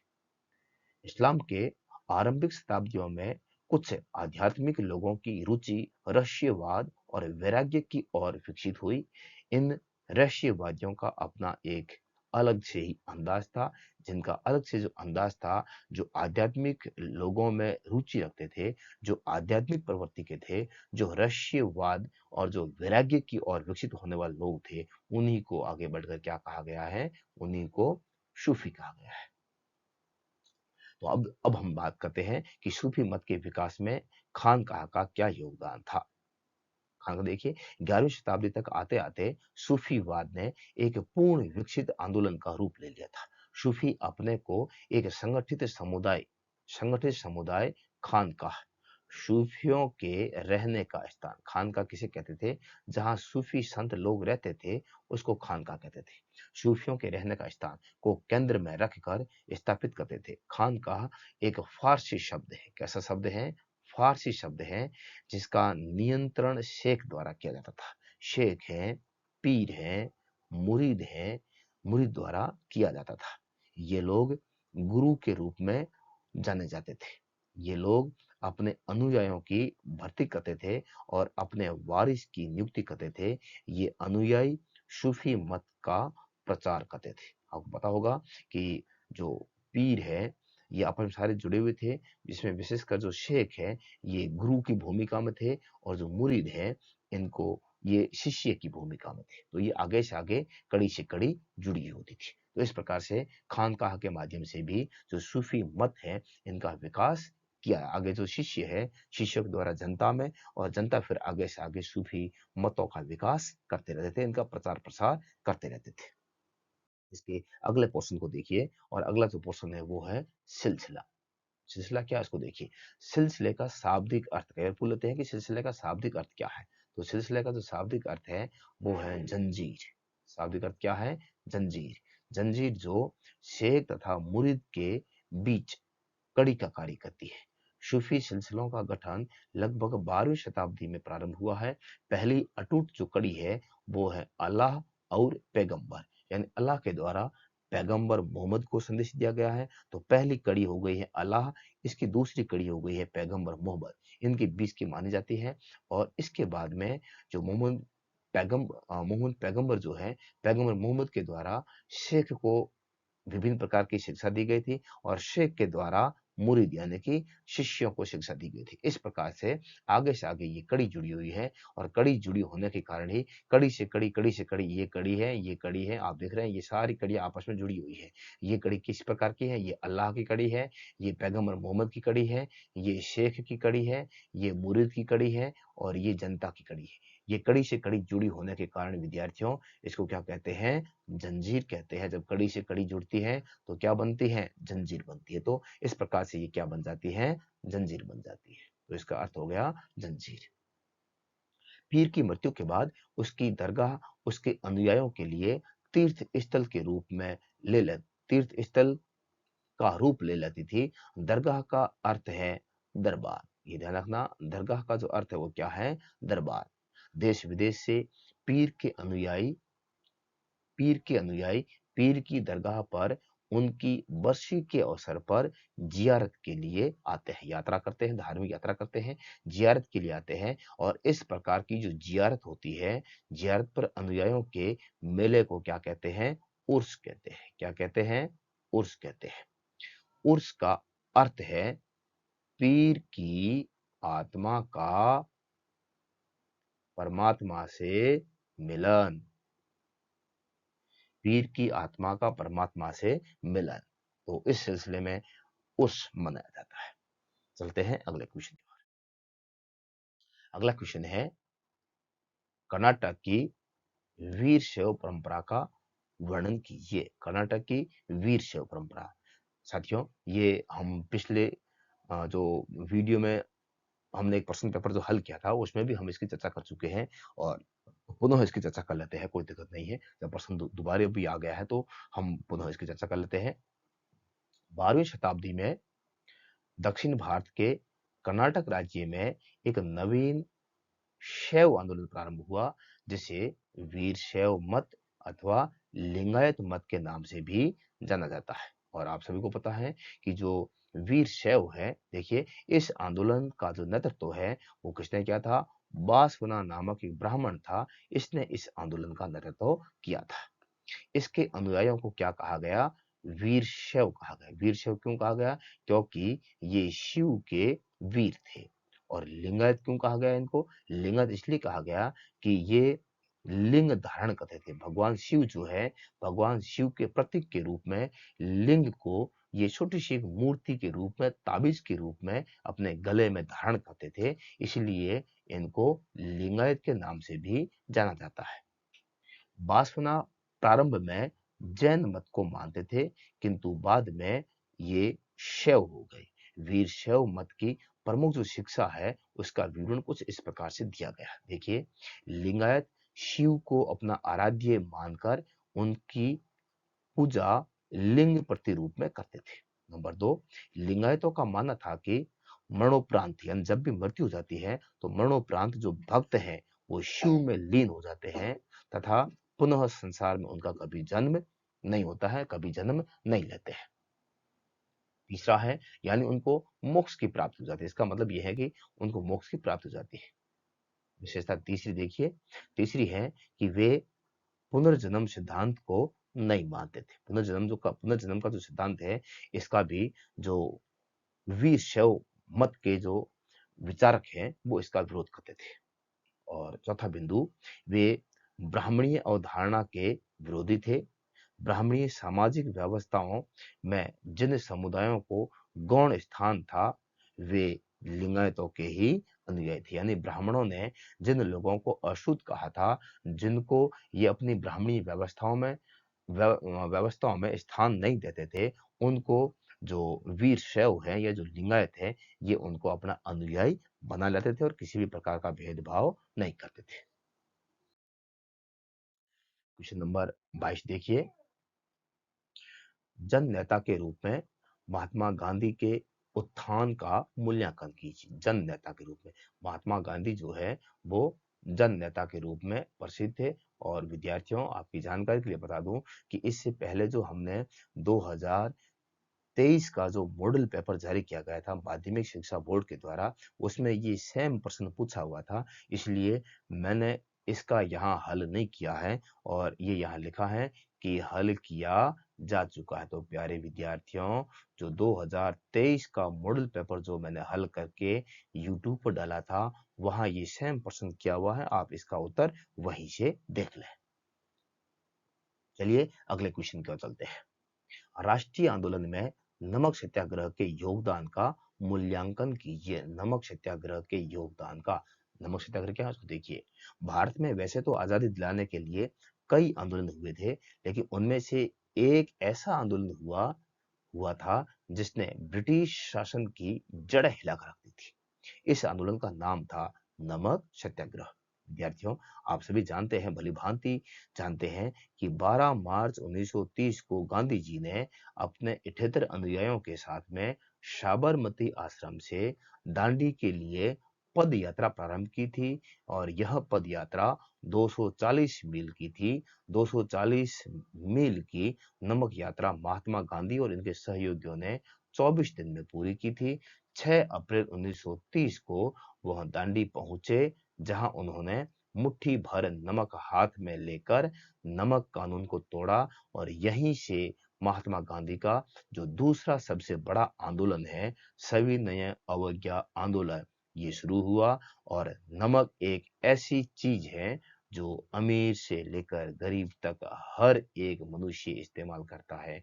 इसी कारण महात्मा गांधी ने नमक यात्रा के बारे में लोगों को सोचने के लिए मजबूर किया था। विद्यार्थियों, मैं इसके बारे में आपको पहले भी कह चुका हूँ। एक जो ऑब्जेक्टिव टाइप प्रश्न आया था, मैंने उस समय भी इसके बारे में जानकारी दी थी।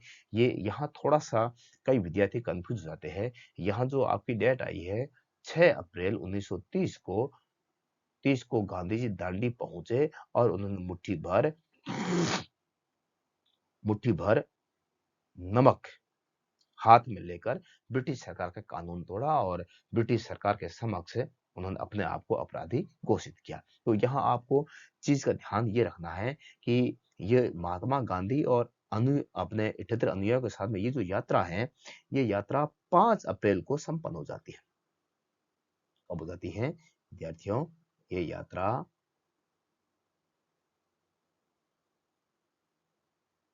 5 अप्रैल को समाप्त हो जाती है। 5 अप्रैल को शाम को महात्मा गांधी दांडी पहुंच जाते हैं, लेकिन 6 अप्रैल को महात्मा गांधी दांडी में नमक की मुट्ठी भरते हैं और ब्रिटिश सरकार के द्वारा बनाए गए कानून का उल्लंघन करते हैं।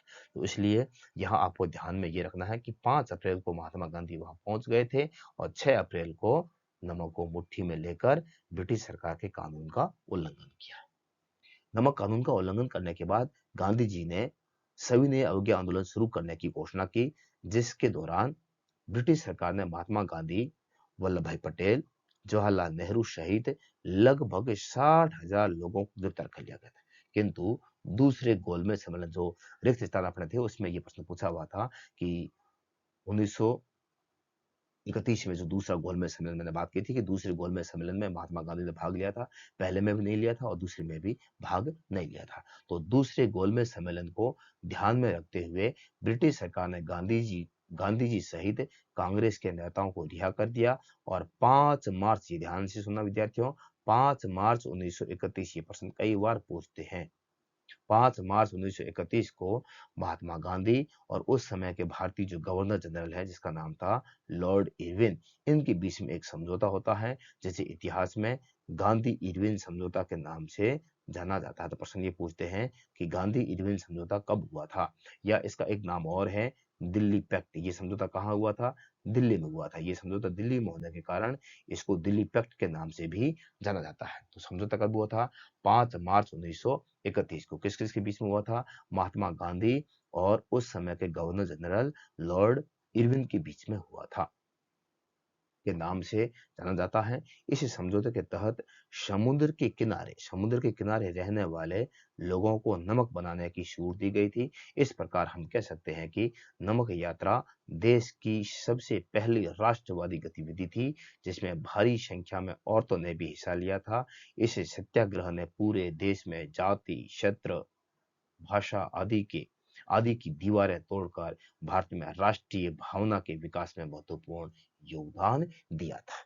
तो इस प्रकार से हम देखते हैं कि जो नमक सत्याग्रह है, इसका अगर वास्तविक मूल्यांकन करते हैं तो इसके माध्यम से महात्मा गांधी ने भारत में राष्ट्रीय आंदोलन शुरू किया, जिसमें हर जाति के वर्ग ने, हर धर्म के व्यक्ति ने और इनके साथ साथ में महिलाओं ने, मजदूरों ने, किसानों ने, कामगारों ने, मध्यम वर्ग के लोगों ने बढ़ चढ़कर भाग लिया। और ये पहला ऐसा आंदोलन था जिसने ब्रिटिश सरकार की जड़ें हिलाकर रख दी थी और ब्रिटिश सरकार को झुकने के लिए मजबूर कर दिया और भारतीय लोगों को नमक बनाने का अधिकार देना पड़ा।